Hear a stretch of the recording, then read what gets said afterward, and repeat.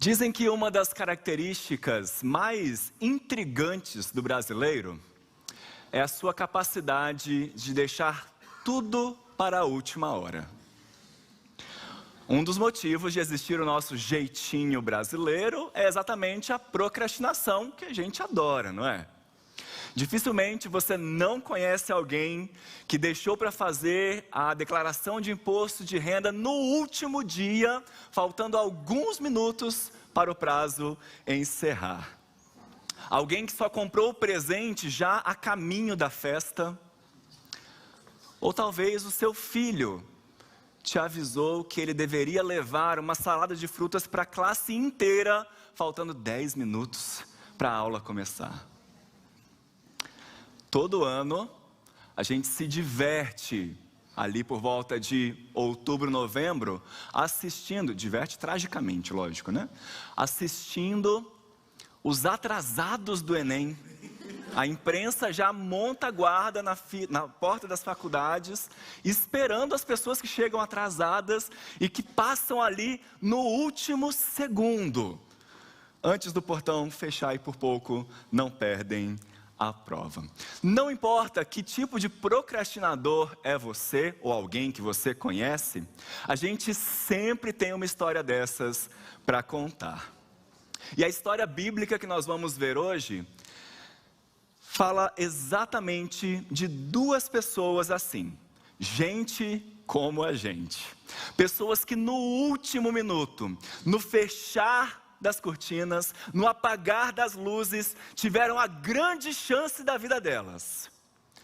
Um deles desprezou completamente essa chance, mas o outro a agarrou com unhas e dentes e recebeu muito mais do que poderia esperar.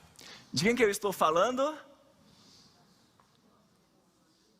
Os dois malfeitores que foram crucificados ao lado de Jesus. Abra sua Bíblia no Evangelho de Lucas, capítulo 23, nós vamos ler a partir do versículo 33. O texto vai aparecer aqui na tela para você. Lucas, capítulo 23, a partir do versículo 33. Muitos de nós já conhecemos essa história desde crianças, né? Geralmente a gente fala que foram dois ladrões, mas não se sabe exatamente o que eles fizeram para estar ali, né? Então a Bíblia os chama de os dois criminosos ou os dois malfeitores que foram crucificados ao lado de Jesus, um à sua direita, outro à sua esquerda, e hoje nós vamos ver o que aconteceu com eles. Lucas capítulo 23, a partir do versículo 33, a palavra do Senhor nos diz: quando chegaram ao lugar chamado Calvário, ali o crucificaram, bem como aos malfeitores, um à direita, outro à esquerda. Contudo, Jesus dizia: Pai, perdoa-lhes, porque não sabem o que fazem. Então, repartindo as vestes dele, lançaram sortes. O povo estava ali e a tudo observava. Também as autoridades zombavam e diziam: salvou os outros, a si mesmo se salve, se é de fato o Cristo de Deus, o escolhido. Igualmente, os soldados o escarneciam e, aproximando-se, trouxeram-lhe vinagre, dizendo: se tu és o rei dos judeus, salva-te a ti mesmo. Também sobre ele estava esta epígrafe, em letras gregas, romanas e hebraicas: este é o rei dos judeus. Um dos malfeitores crucificados blasfemava contra ele, dizendo: não és tu o Cristo? Salva-te a ti mesmo e a nós também. Respondendo-lhe, porém, o outro, repreendeu-o, dizendo: nem ao menos temes a Deus, estando sob igual sentença? Nós, na verdade, com justiça, porque recebemos o castigo que os nossos atos merecem, mas este nenhum mal fez. E acrescentou: Jesus, lembra-te de mim, quando vieres no teu reino. Jesus lhe respondeu: em verdade te digo que hoje estarás comigo no paraíso. Vamos orar mais uma vez. Senhor, com a tua palavra aberta e exposta diante de nós, pedimos que nesse momento nós possamos não só lê-la, mas que ela leia a nossa vida, que o Senhor leia o nosso coração e assim possa transformá-lo. trazendo tudo o que nós precisamos ouvir para a nossa vida, edificando a nossa alma, nos alimentando espiritualmente, como só o Senhor consegue fazer. Acabamos de ouvir que o Senhor é o nosso pastor, ó Deus. Por isso que, apesar das minhas falhas, o Senhor fale através de mim. Ó Deus, que nós possamos ouvir a Tua voz. Nós oramos em nome de Jesus. Amém. Lucas, o autor desse evangelho, é o único que registra a história daquele pequeno diálogo ali na cruz. Nem Mateus, nem Marcos, nem João se preocuparam em falar que houve um breve momento de diálogo entre os três crucificados. E como sempre escreve de maneira magistral, inspirado pelo Espírito Santo, lógico, Lucas faz aqui como num filme. Ele primeiro foca uma cruz, um malfeitor, depois movimenta a sua câmera, foca em outro malfeitor e por fim foca em Jesus. E nós vamos ver cada uma dessas cenas a partir de agora. A primeira cena, a primeira posição de câmera se passa na cruz da incredulidade. Desde que chegaram ali no Gólgota, no lugar da caveira, toda a multidão que antes estava clamando para que Jesus fosse crucificado, agora questionavam Jesus. Lucas escreve que pelo menos 3 grupos ficavam incitando, zombando, mesmo presenciando ali o sofrimento do mestre. O primeiro grupo é os líderes dos judeus, as autoridades que, como nós lemos, falavam: você não disse que salvou os outros? Então, aproveita agora e salva-te a ti mesmo. Você não diz que é o Cristo, o escolhido? Faz alguma coisa agora então. E seguindo o exemplo deles, os soldados, um segundo grupo, também falavam: se você é o rei dos judeus, como está escrito aí em cima da sua cruz, então salva-te a ti mesmo. E agora, para fechar com chave de ouro, Jesus ainda tem que escutar da pessoa que está crucificada ao seu lado a mesma coisa: não és tu o Cristo? Salva-te a ti mesmo e a nós também. Vejam, em vez de olhar para Jesus com respeito, esse homem usou as suas últimas forças para tratá-lo com sarcasmo, com desprezo. E está aqui, meus irmãos, um grande cuidado que nós devemos tomar. Quando nós falamos sobre entregar a nossa vida para Jesus, recebê-lo como nosso Senhor e Salvador, as pessoas se consolam com o pensamento de que talvez terão tempo para isso mais tarde.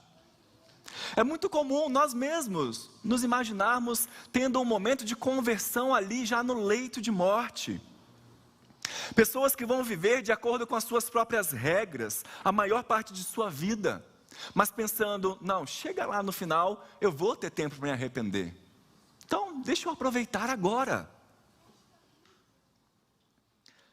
Às vezes isso acontece, essa chance realmente vem. E o convertido da cruz é um desses exemplos. Mas notem, irmãos, o que essa narrativa de Lucas está nos ensinando é o seguinte: as pessoas que têm uma última chance de acreditar em Jesus têm a mesma chance, a mesma probabilidade de desperdiçar esse convite. As pessoas que têm uma última chance de acreditar, de entregar a sua vida para Jesus, têm a mesma chance de desperdiçar esse convite. Foi exatamente o que esse primeiro homem fez. Nem mesmo a certeza da sua morte iminente foi suficiente para persuadi-lo a levar a sério o seu relacionamento com Deus. Por isso, se nós não levarmos a sério o nosso relacionamento, a questão de nos acertarmos com Deus agora, talvez não adianta esperar para muito mais tarde. Note também que esse criminoso está exigindo que Jesus o salve em seus próprios termos. O que ele queria era que Jesus descesse com eles da cruz. Ele não estava interessado em ter um novo relacionamento com Deus. Ele não estava interessado em lidar com as consequências do seu pecado. Ele queria a salvação de um modo muito limitado. Queria simplesmente escapar daquela morte imediata. E esse também é o caminho de muitos de nós. Quando nós não queremos quando nós não conseguimos o que nós queremos da vida, muitas vezes o nosso primeiro instinto é ficar com raiva de Deus, começar a questionar ao Senhor e dizer inclusive para Ele o que é que Ele tem que fazer para que nós voltemos aos seus caminhos, para garantir a nossa fidelidade de volta. É isso que muitas pessoas querem de Deus, um Deus que os ajude de maneira prática, de maneira terrena, de maneira rápida. Eles querem uma divindade que possa operar milagres, mas não um Deus que exige obediência ou que exige serviço. Quando as suas circunstâncias ficam desesperadoras, eles exigem a intervenção de Deus, mas uma vez que a crise termina, eles voltam a viver por si mesmos. Quantas vezes nós mesmos questionamos a Deus perguntando: Senhor, por que o Senhor não realiza um milagre agora na minha vida? A pergunta que nós temos que fazer a nós mesmos nessa noite é: que tipo de relacionamento você deseja ter com Jesus? Essa era a pergunta que os dois criminosos estavam respondendo. Que tipo de relacionamento você deseja ter com Jesus? Mas agora, Lucas faz um movimento de câmera, e daquela cruz do malfeitor incrédulo, ele passa para um malfeitor arrependido. Ele foca na segunda cruz, aí nos versículos 40 até o 42. O segundo criminoso repreende o primeiro, reconhecendo que eles, na verdade, estavam ali porque eles mereciam. Mas Jesus não.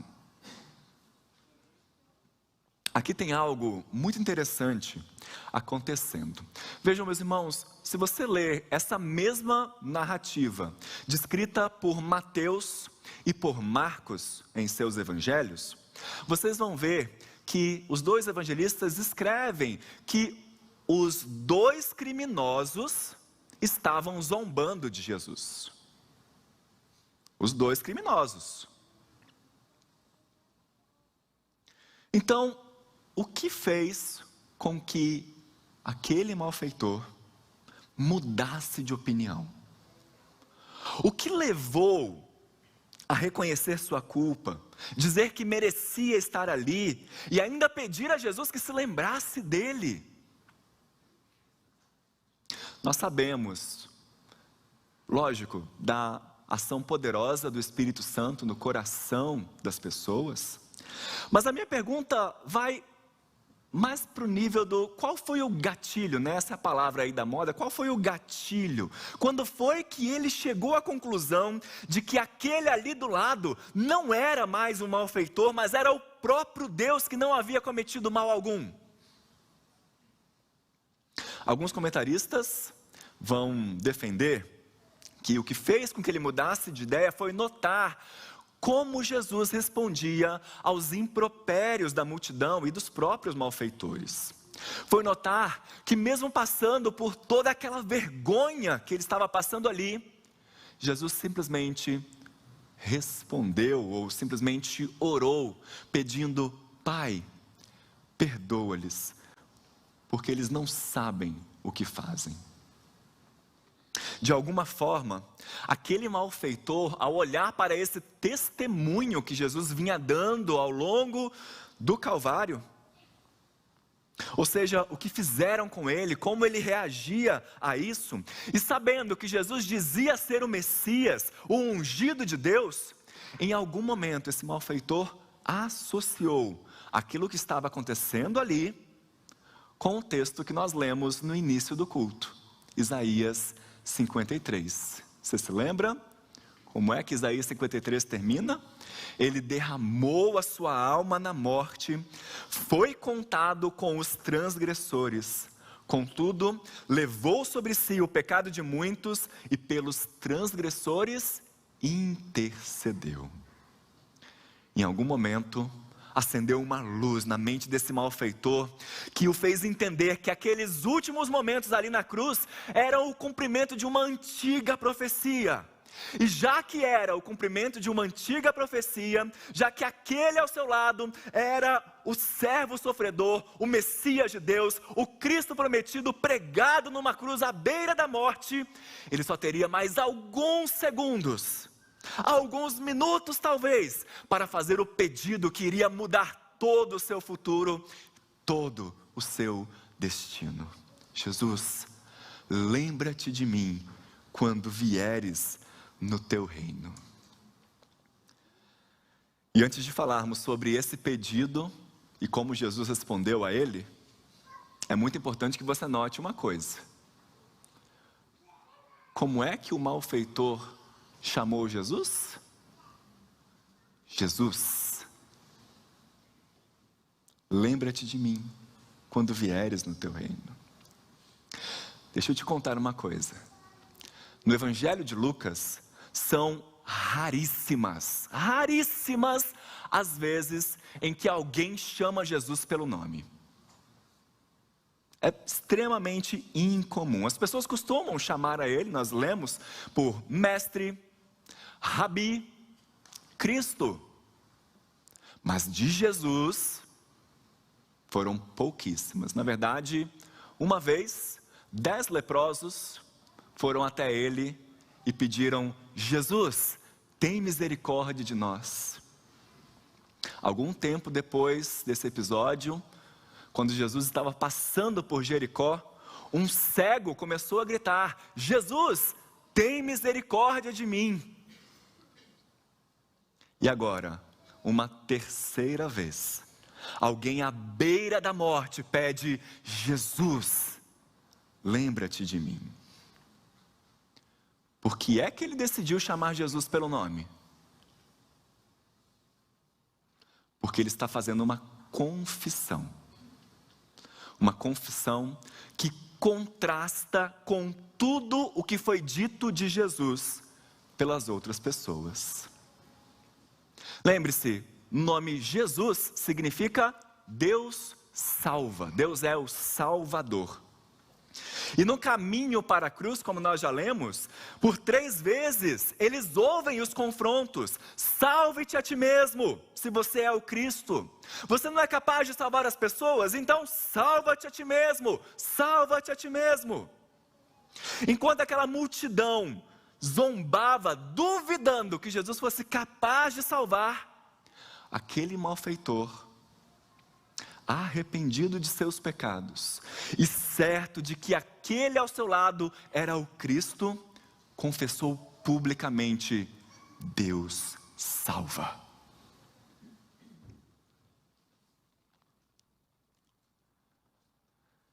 E Jesus, claro, não poderia ficar calado quanto ao seu pedido. Antes de falar sobre isso, eu queria pedir o grupo para subir aqui novamente.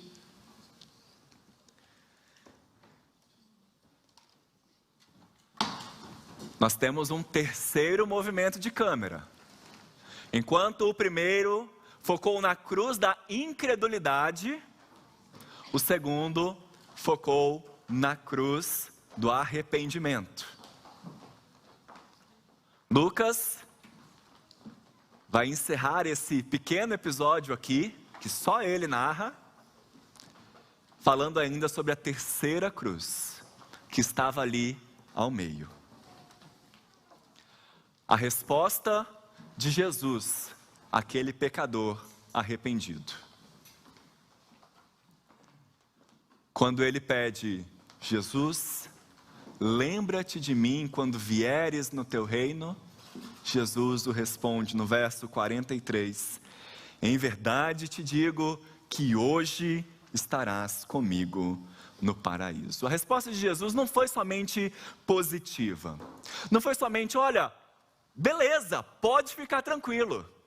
Eu não vou te esquecer. Jesus estava fazendo aquilo que ele sempre faz até hoje. Dando àquele convertido da cruz infinitamente mais do que o que ele pediu ou o que ele pensou que fosse possível. Vejam bem, Jesus prometeu salvar aquele homem imediatamente. Ele não teria que esperar até o próximo dia, ele não teria que esperar a chegada futura do reino, mas ele teria sua recompensa naquele mesmo dia. A resposta de Jesus nos ajuda a entender um questionamento que muitos de nós temos às vezes, que é: o que vai acontecer comigo quando eu morrer? Será que eu vou ficar dormindo? Será que eu vou ficar inconsciente? Será que eu vou para um limbo entre o céu e o inferno, ficar aguardando a volta de Cristo? Mas Jesus nos mostra que para os crentes em Cristo, a resposta é que a morte é a entrada na glória. Os nossos corpos ficam aqui ainda, aguardando a ressurreição no dia do julgamento. Mas as nossas almas entram imediatamente na presença de Deus. Que alegria, meus irmãos! Que esperança que essa promessa deve ter trazido aquele convertido na cruz. A sua fé lhe rendeu uma salvação imediata. Ele não teria que esperar até o fim dos dias para receber a sua recompensa. E essa é também a nossa esperança. Assim que fecharmos os olhos aqui na terra, imediatamente estaremos no céu. Além de imediatamente, Jesus também prometeu salvar esse homem eternamente. Hoje mesmo estarás comigo onde? No paraíso, no céu de Deus. Uma palavra que é usada na Bíblia para descrever um lugar onde só há bênçãos, um lugar de bem-aventurança, um lugar de descanso eterno para o povo de Deus.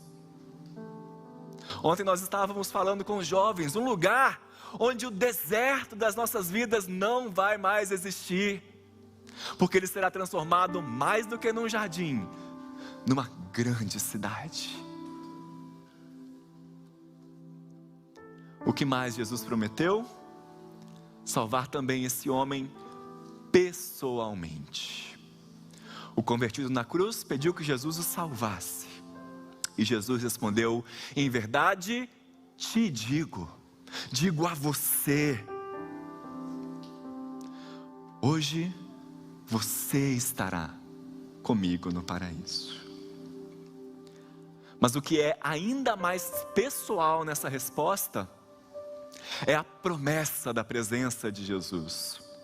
O céu é um lugar maravilhoso, mas o que faz do paraíso ser um paraíso é Jesus estar lá.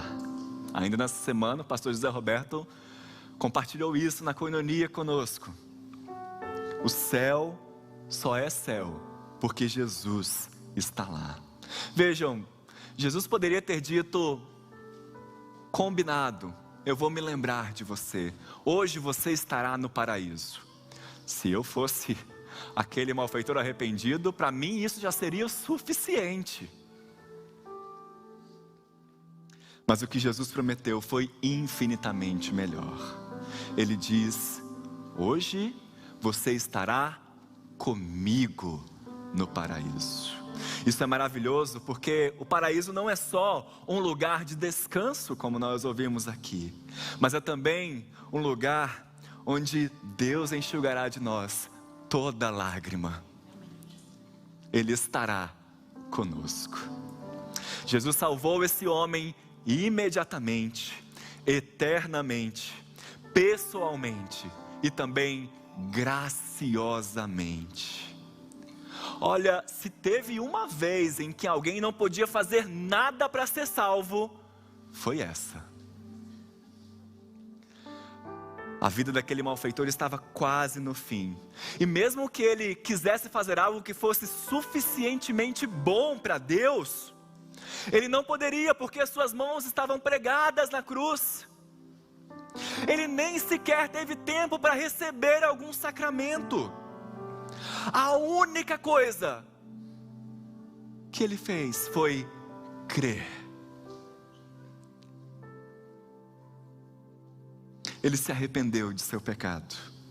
Ele confiou em Jesus para salvá-lo. Essa é a doutrina que nós chamamos de justificação pela fé. Só podemos ser justificados, só podemos ser salvos pela fé em Cristo Jesus. E isso nos é oferecido de graça. E por fim, Jesus salvou esse homem assertivamente. Ou seja, com certeza. Como é que começa a resposta de Jesus? Em verdade. De maneira verdadeira, de maneira direta, de maneira efetiva. Esse é um voto que Jesus estava fazendo, um voto inquebrável, um voto solene. Pela promessa de Jesus ali naquele momento, o convertido na cruz estava certo de sua salvação. E você? Você tem essa mesma garantia?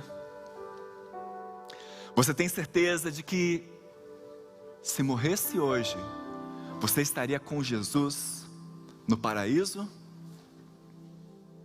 Olhe para essa história e lembre-se de que Jesus ama salvar pecadores. Ele estava ocupado salvando pecadores até o fim da sua vida e tem feito isso desde então. E se ele estava disposto a salvar aquele ladrão na cruz, num último momento, depois de tudo que aquele homem fez, ele está disposto a salvar qualquer um, inclusive você. Não deixe para amanhã. Não deixe para o final da sua vida. Jesus quer transformar a sua vida e a sua história hoje. É por isso que Ele nos faz esse convite. Por isso que Ele nos chama para confiar em sua graça agora. Por isso Ele nos chama para o assumirmos como nosso Senhor e Salvador e recebermos o seu perdão, a sua graça e o seu Espírito. Não deixe essa oportunidade passar. Enquanto você ouve essa próxima música, faça dela a sua oração. Receba a graça de Jesus sobre você e agradeça ao Senhor por sua graça. Que Deus te abençoe.